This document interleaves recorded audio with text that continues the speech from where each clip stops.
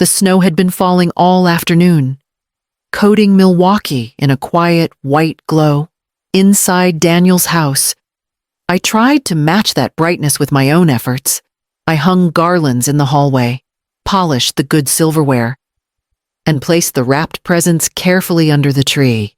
I had spent more than I should have on them new dolls and puzzles for Lily, toy cars and storybooks for Jonah. For Daniel, I had chosen a leather wallet, and for Kendra, a silk scarf I thought might soften her sharpness toward me.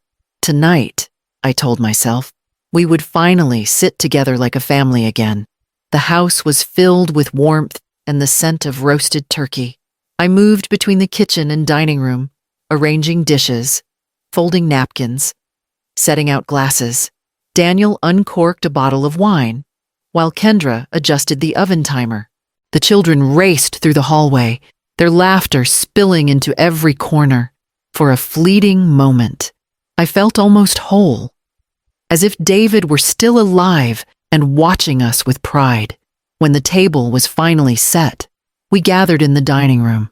The lights glowed softly against the ornaments, and Robert Frost's old lines about stopping by woods came to mind, the kind David used to recite on winter evenings. Daniel raised his glass, offering a toast to family, and I lifted mine with genuine gratitude. For the first time in years, I believed perhaps peace had returned. Plates were passed around. Laughter rose. And then it was my turn. I stood with my plate in hand, smiling at the children's excitement as I reached for a slice of turkey. That was when Daniel placed his hand over mine, pressing the plate down onto the table. His voice cut through the room, cold and sharp. "Mom, you didn't contribute anything to this dinner, so you don't eat." The words echoed louder than any holiday carol. Silence fell. Lily stared at me, her fork suspended in midair. Jonah frowned, not understanding.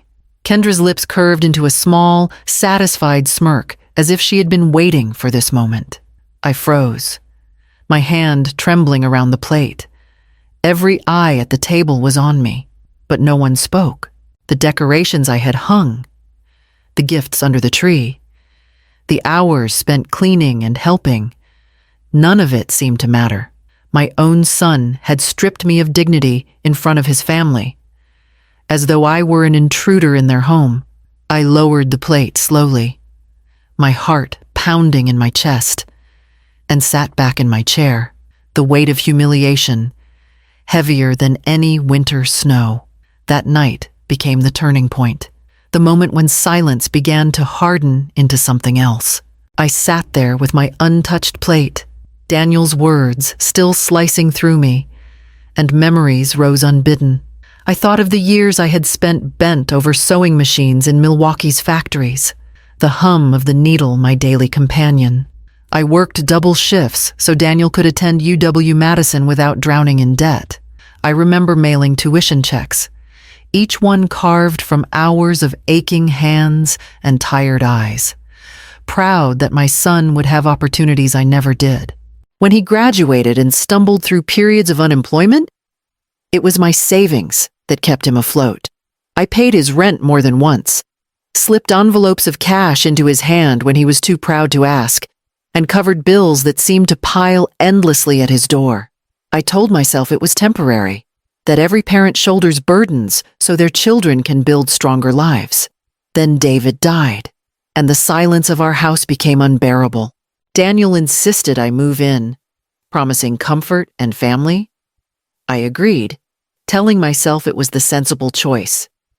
From the first month, I gave them $700 of my $300 pension, certain it would ease their load. I cooked meals, folded laundry, picked the children up from school. I believed I was helping, that my presence mattered. Now, with one sentence, Daniel had dismissed it all, the decades of sacrifice, the thousands of dollars, the endless hours of work, none of it counted. To him, I was nothing more than an extra mouth at his table. I lowered my gaze, forcing myself not to let the tears fall in front of them. But inside me, something began to shift. A a heaviness that carried me into the night as I climbed the stairs to my room. The silence after Daniel's words hung in the air like smoke. Lily was the first to break it, her small voice rising above the clatter of cutlery. "Why can't Grandma eat?" she asked, her eyes wide with confusion, her innocence cut deeper than Daniel's cruelty. Before I could respond, Jonah slid from his chair, a crust of bread clutched in his little hand. He toddled toward me, holding it out.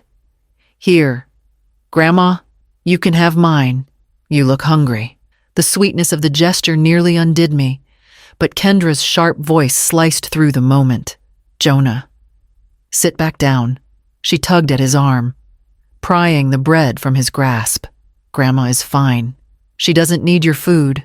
Daniel's voice followed, flat and cold. "She doesn't contribute." "Lily, that's why." I felt the children's eyes on me, confused, unsettled, learning from their parents' example. Their innocence was being reshaped into something colder, and the weight of that knowledge pressed on me harder than my own humiliation. What they were witnessing wasn't just my degradation, it was a lesson, spoken and unspoken, about how love and respect could be withheld. I set the plate down, my hand trembling, and forced myself to rise. My voice caught in my throat, so I said nothing. Every step toward the staircase felt like a retreat, but I couldn't bear to sit there another moment. Not under Daniel's gaze or Kendra's smirk. The decorations I had hung shimmered faintly as I climbed the stairs, mocking reminders of the joy I had tried to create. I reached my room, closed the door, and let the tears come. Yet even as they fell, a hard truth was settling in my chest this night, had changed something in me, and there would be no going back.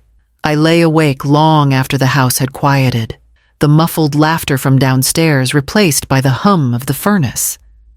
My pillow was damp with tears, yet my mind would not rest.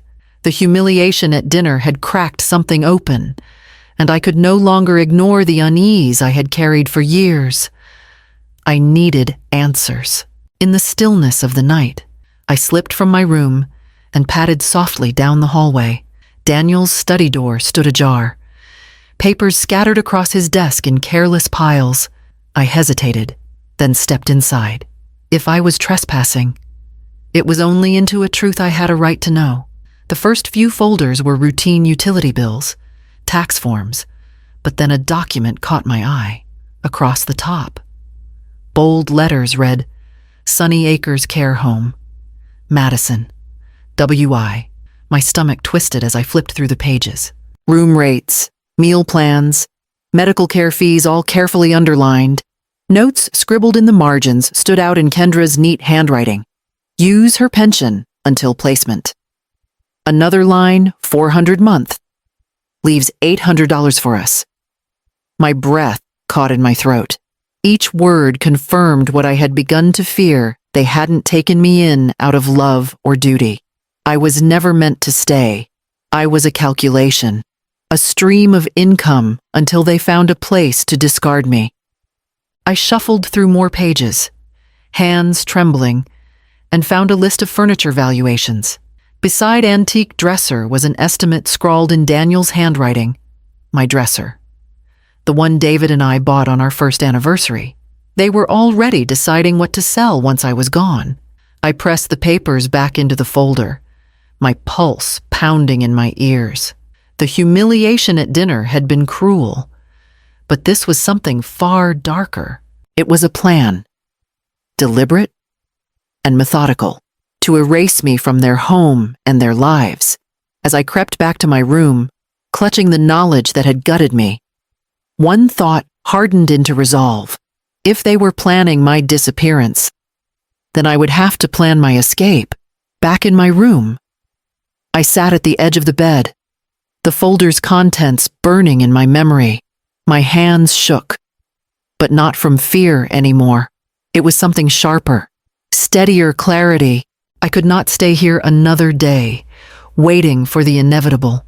I reached for my phone and scrolled to a number I had not dialed in months. Patricia Monroe answered on the second ring, her voice warm and familiar. Miriam, goodness. It's been ages. I swallowed hard, the words catching. Patricia, I need help. I can't explain everything now, but I can't stay here. She didn't hesitate. You come here. Tonight if you have to. My guest room is waiting. Her kindness steadied me. Once the call ended, I set to work. I printed the pages from Daniel's study on the small printer I kept in my room, evidence I knew I might need. I tucked them into a manila envelope, along with my pension records. Then I opened the drawer of my nightstand and carefully placed David's photographs on top of my packed clothes. His smile, forever frozen in those images, reminded me that I had once known unconditional love. My medicine bottles went into the bag last. I zipped it shut, listening to the sound echo in the still house. Before leaving the room, I sat down at my desk and began to write. Each word was deliberate, steady. I need to live where I am valued, not measured in dollars. I hope one day you will understand. I folded the note and laid it on the pillow. Then I placed my packed bag by the door, ready for dawn, when my first step toward freedom would begin. At dawn, I slipped out of the house with my suitcase in hand. The cold air bit at my face, but it felt cleaner than any breath I had taken inside those walls. The taxi carried me through quiet Milwaukee streets to Patricia's, where I left my bag in her care before heading downtown. I knew exactly what I needed to do next. The First Midwest Bank branch on Wisconsin Avenue was just opening when I arrived. The polished floors and hushed atmosphere steadied me. I asked to see a manager. And soon I was seated across from a man in a gray suit whose nameplate read, Julian Morales. I need to make changes to my accounts. I told him, my voice firm. He reviewed the files, glancing up politely.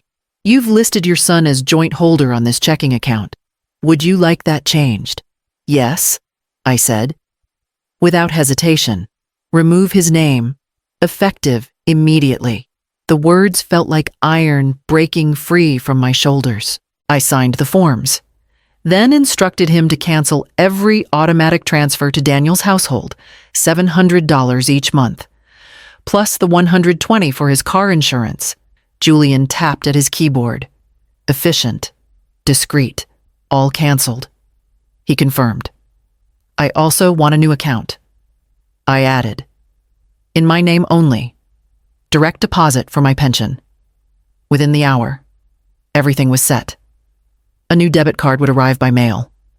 My money, what little it was, belonged solely to me again. As I walked back out into the crisp morning air, I felt taller, lighter. For 3 years, my son had tightened his hold on me through numbers on a page.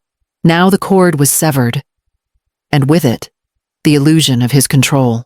By the time I returned to Patricia's apartment, my phone was already ringing. By the time I set my bag down in Patricia's spare room, my phone had rung a dozen times. Daniel's name filled the screen again and again. At first, I let it buzz unanswered, but curiosity finally got the better of me. Where are you? He shouted the moment I picked up. You can't just leave like this. I listened silently as his anger spilled out accusations, demands, warnings. When he paused for breath, I spoke calmly. I am safe. Daniel, that's all you need to know. His tone shifted instantly, the edge softening. Mom, listen. The kids are asking for you. Lily cried last night. Jonah won't eat breakfast. Please, just come home. We'll talk. But I had already heard enough of his rehearsed sweetness. I ended the call without another word. Over the next day, the pattern repeated. Dozens of calls, each one swinging between rage and pleading. I ignored them all, though each vibration of the phone reminded me how quickly desperation eats away at pride. On the third morning, Patricia came to find me in the kitchen, her voice low. She's here. I followed her to the window. Kendra stood outside with Lily and Jonah, the children bundled in their coats, clutching small toys. She rang the bell insistently, her smile too wide, too strained. I stepped into the doorway but kept the screen door locked between us. "You didn't have to bring them into this," I said. Kendra's voice wavered. "They miss you. Daniel and we made mistakes, but we can fix it." I pulled the envelope of papers from behind me and pressed it against the screen. The words, "Sunny Acres Care Home," visible through the glass. Her face drained of color. "You dreamed of my absence as freedom," I said evenly. "Don't pretend now that it was love." She stammered, reaching for words that wouldn't come. Lily tugged at her sleeve, asking why Grandma wouldn't open the door.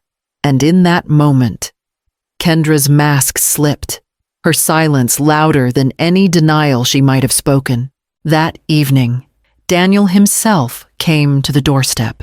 Night had just fallen when the pounding began. Patricia and I were finishing supper when the sound of fists against the front door shook the apartment. A voice followed, loud enough to rattle the windows. "Mom, get out here right now." Daniel's shouts echoed up the stairwell. Patricia's face tightened, but I steadied her with a nod. Together we walked to the balcony, the winter air biting as I stepped into view. Below, Daniel paced on the sidewalk, his hair disheveled, his fists balled at his sides. A few neighbors had stepped out onto porches, drawn by the noise.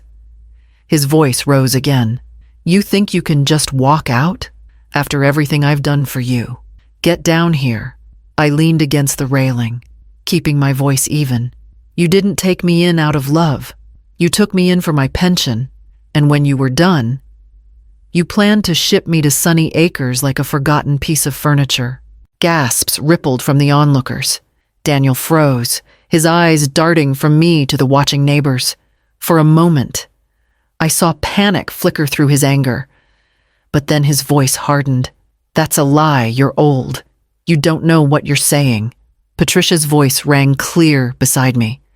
"I saw the papers. We both know it's true." "Keep shouting. Daniel, the whole block can hear." His mask slipped. Rage twisted his face, and he pointed up at me, his voice raw. "You ungrateful woman. I fed you, gave you a roof, and this is how you repay me. You think you can survive without me," the neighbors murmured, some shaking their heads. Patricia pulled out her phone deliberately. "I'm calling the police," she said loud enough for everyone to hear. Daniel hesitated, but his pride wouldn't let him retreat. He took a step toward the building. "If you don't come back home, I'll drag you there myself." That was enough. Patricia gave the dispatcher the address while I stood tall at the railing. Daniel's threats had already condemned him. By the time the flashing lights turned onto the block, every neighbor knew who he truly was. I went back inside, closed the balcony door, and for the first time in years, I felt the weight shift onto his shoulders instead of mine. The weeks after that confrontation unfolded exactly as I knew they would. Without my pension to lean on, Daniel and Kendra began to unravel. By February, the mortgage was behind 2 months. Neighbors whispered about foreclosure notices taped to their door. I didn't need to see the papers to know the truth. The calls from unknown numbers, the sudden silence from their end of town, all of it spoke louder than words. One Saturday morning, Patricia and I wandered through a flea market on the south side. Rows of tables held old lamps, chipped china, and secondhand clothes. I stopped cold when I saw it a tall oak dresser, the very one David and I had bought on our first anniversary. A paper tag fluttered on the handle, $150. I traced the worn wood with my fingertips, remembering the envelopes of love letters and baby clothes it once held. The seller told me a young couple had dropped it off, saying they were moving into a smaller place and needed cash fast. I didn't ask their names. I didn't need to. By March, the house was gone. Daniel, Kendra, and the children had moved to a cramped apartment in West Allis, a far cry from the suburban comfort they once flaunted. Patricia heard from a friend at the pharmacy that even their prescriptions were being filled, at a discount chain now. Pride had been replaced with survival. Meanwhile, my life was taking on a rhythm I hadn't known in years. I began teaching sewing classes at the senior center, my fingers once again guiding fabric into shape. But this time with laughter around me instead of factory noise. Patricia and I volunteered at the community food pantry on Thursdays. And on Fridays, I joined a chess group where I learned to plan quietly, patiently, skills that had saved me already. For the first time since David's passing, I felt steady, purposeful. The storm had finally passed, and in its place was a peace I had built for myself. It was in that stillness that the first letter arrived. It was early summer when the envelope arrived. My name written in Daniel's familiar hand. I opened it slowly, bracing myself for more venom. But the tone was different this time. His words stumbled across the page, heavy with defeat. He admitted the house was gone, that Kendra had left, and that he was drowning under bills he could no longer manage. He wrote of sleepless nights and of realizing too late what my presence had truly meant. Folded inside were 2 crayon drawings. One was Lily's, a picture of me standing beside her with a bright yellow sun overhead. The words, "We miss you," Grandma scrawled at the top. The other was Jonah's a shaky heart with my name in the middle, their innocence, untouched by the bitterness of their parents, pierced me more deeply than Daniel's confession. I sat with the letter for a long time. There was no triumph in his ruin, no glee in Kendra's departure. What I felt was something steadier. The knowledge that I had reclaimed my dignity. Perhaps forgiveness would come someday, but only if respect came with it. I had learned the hard way that love without respect was no love at all. I folded the letter and placed it in my desk drawer, beside David's photographs and the documents that had once sealed my resolve. My revenge had never been the emptying of bank accounts or the loss of their house. It was the moment I chose myself over their cruelty. It was the life I was building now, one of peace, purpose, and friendships, freely given.